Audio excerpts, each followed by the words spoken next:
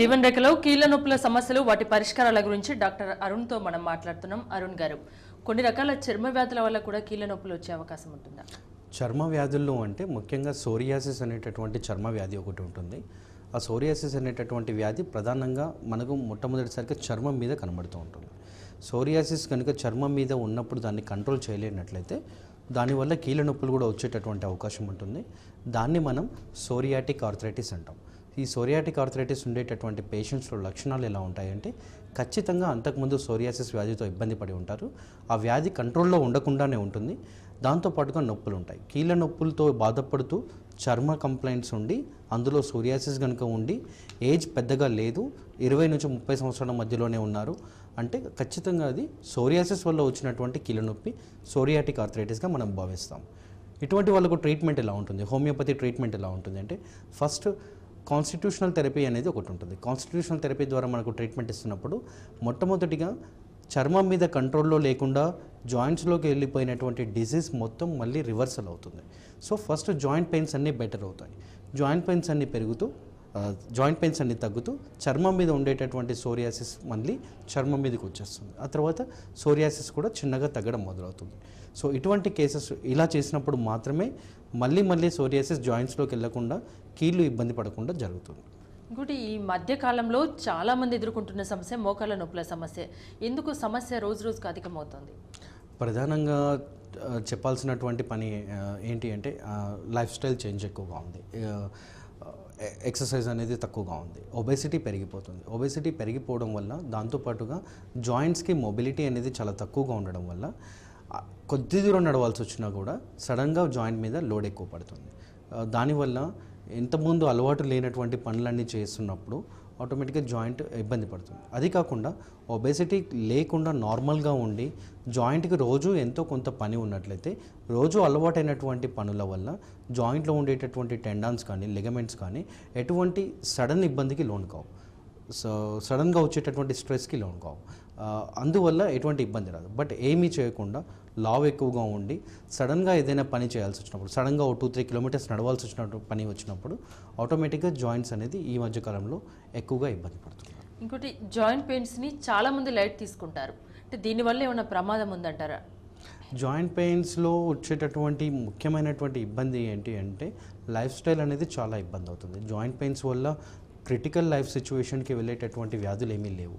కాకపోతే rheumatoid arthritis అనేటటువంటి వ్యాధిని ఫర్ ఎగ్జాంపుల్ మనం తీసుకున్నట్లయితే ప్రతి జాయింట్ ఎఫెక్ట్ అవుతుంది. సో కేవలం ఎక్కడో పెద్ద జాయింట్స్ అంటే నడుము దగ్గర ఉండే తుంటి ఎముక కానీ లేదా మోకాళ్ళు కానీ భుజాలు కానీ ఇవి మాత్రమే కాకుండా ప్రతి ఎముక దీనివల్ల, ప్రతి కీలు దీనివల్ల ఇబ్బంది అవుతుంది.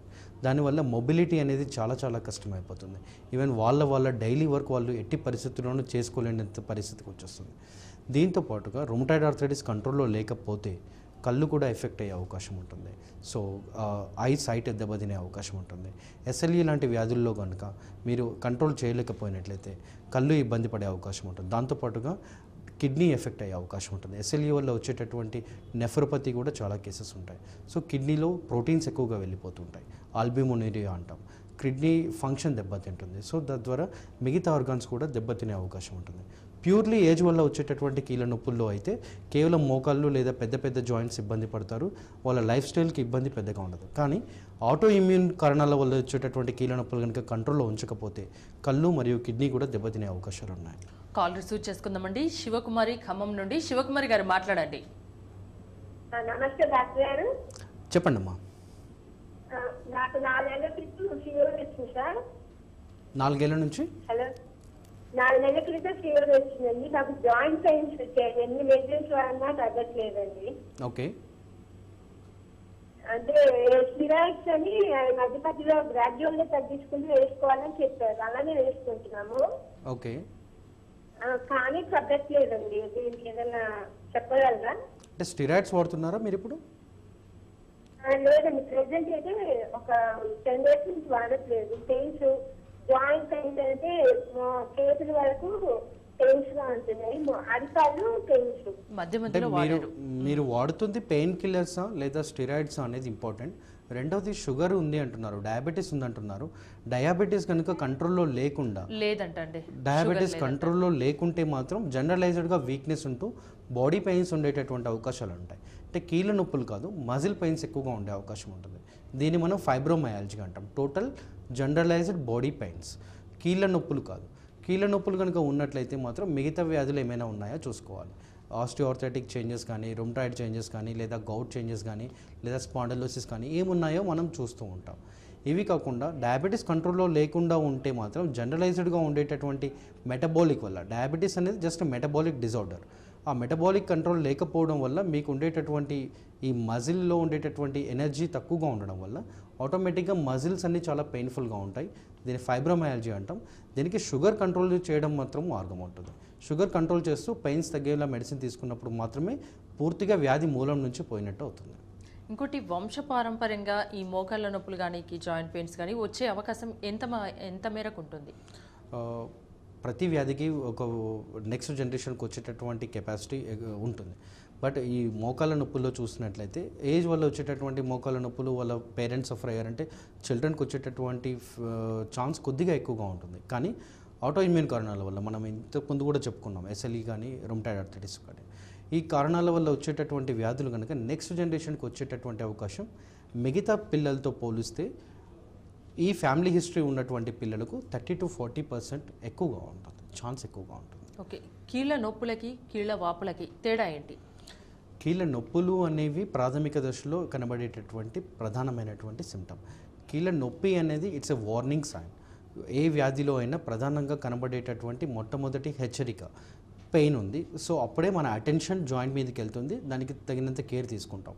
సో కీళ్ళ నొప్పి అనేది అది డిసీజ్ కాదు, ఇట్స్ ఓన్లీ వార్నింగ్. బట్ ఎప్పుడైతే అక్కడ మనం ఆ టైంలో కనుక సరైనటువంటి ప్రాపర్ కేర్ తీసుకున్నటువంటి పరిస్థితుల్లో ఆ నొప్పి కనుక కారణం ఏంటి, ఆ నొప్పికి గల కారణం ఏంటో అది ఎక్కువ అయిపోయినప్పుడు, సపోజ్ ఇన్ఫెక్షన్ ఉంది లేదా ఇన్ఫ్లమేషన్, వాపు ఉంది, ఇటువంటి కారణాలు కనుక ఎక్కువ అయిపోయినప్పుడు ఆటోమేటిక్గా జాయింట్లో డ్యామేజ్ జరిగినప్పుడు జాయింట్ చుట్టూ మనకు వాపు వచ్చేటటువంటి అవకాశం ఉంటుంది. మోకాళ్ళ లాంటి పెద్ద జాయింట్స్లో తీసుకున్నట్లయితే సైనోవియల్ మెంబ్రెయిన్ అనేది ఉంటుంది. ఆ సైనోవియల్ మెంబ్రెయిన్లో సైనోవియల్ ఫ్లూయిడ్ అనేది ఉంటుంది. సో అందులో కనుక ఇన్ఫెక్షన్ ఏమైనా ఉన్నట్టు పరిస్థితుల్లో ఆటోమేటిక్గా అక్కడ మొత్తం వాపు వచ్చేటటువంటి అవకాశం ఉంటుంది.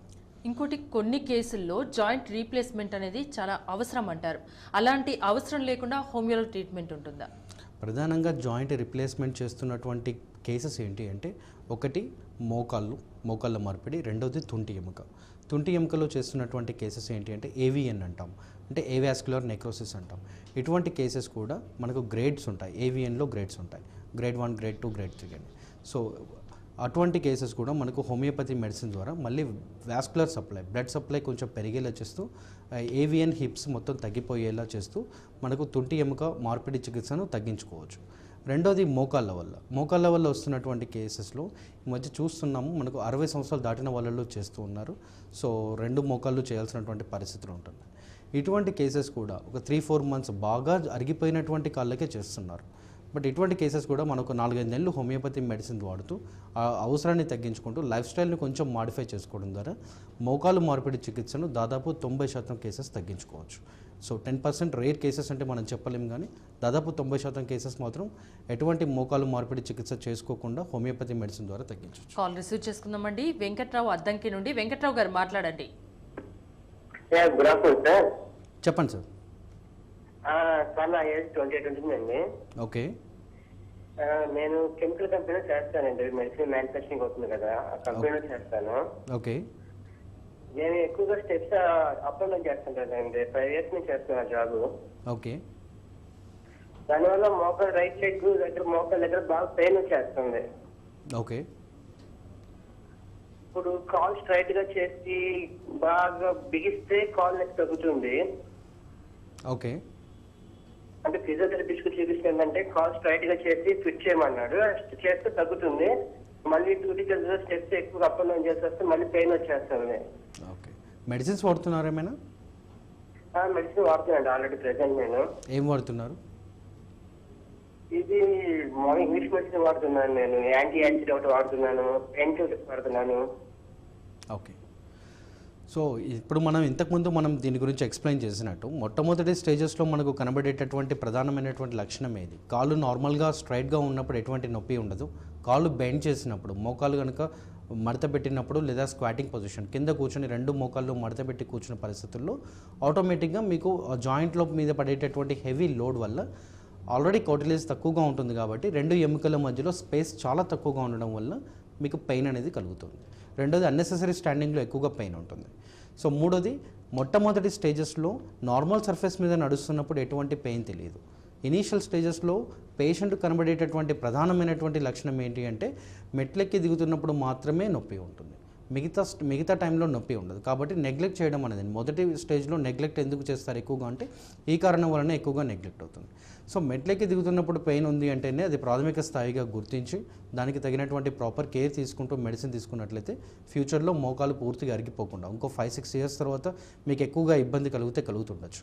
సో ఆ ఇబ్బంది రాకుండా ఇప్పటి నుంచే మీరు ప్రాపర్గా కేర్ తీసుకొని మెడిసిన్ వాడుకుంటే పూర్తి స్థాయిలో మీరు బయటపడతారు. హోమియోకేర్ ఇంటర్నేషనల్లో ఈ కీళ్ళ నొప్పులకు సంబంధించి పర్మనెంట్ సొల్యూషన్ దొరుకుతుందంటారా? హోమియోకేర్ ఇంటర్నేషనల్లో మాకు ఇచ్చేటటువంటి ట్రీట్మెంట్ ఏంటి అంటే దాన్ని కాన్స్టిట్యూషనల్ థెరపీ అంటారు. సో జెనెటిక్ కాన్స్టిట్యూషనల్ థెరపీ అనేది సో ఒక పర్సన్ యొక్క మానసిక లక్షణాలను శారీరక లక్షణాలను రెండింటినీ పరిగణనలోకి తీసుకుంటూ ఇచ్చేటటువంటి వ్యాధిని ఆ వ్యక్తికి సంబంధించినటువంటి మెడిసిన్ అంటాం. సో దీన్నే మనం కాన్స్టిట్యూషనల్ థెరపీ లేదా శరీర తత్వాన్ని అనుసరించి ఇచ్చేటటువంటి మెడిసిన్ అంటాం.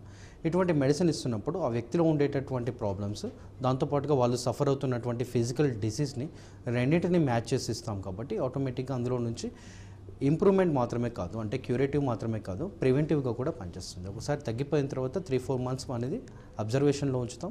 ఆ తర్వాత వితౌట్ మెడిసిన్స్ పేషెంట్స్ పంపించేస్తాం. థ్యాంక్ యూ అండి, చాలా బాగా వివరించారు. Thanks for coming. ఇది ఇవాల్టి జీవన్ రేఖ. రేపటి జీవన్ రేఖలో కలుద్దాం. చూస్తూనే ఉండండి TV1.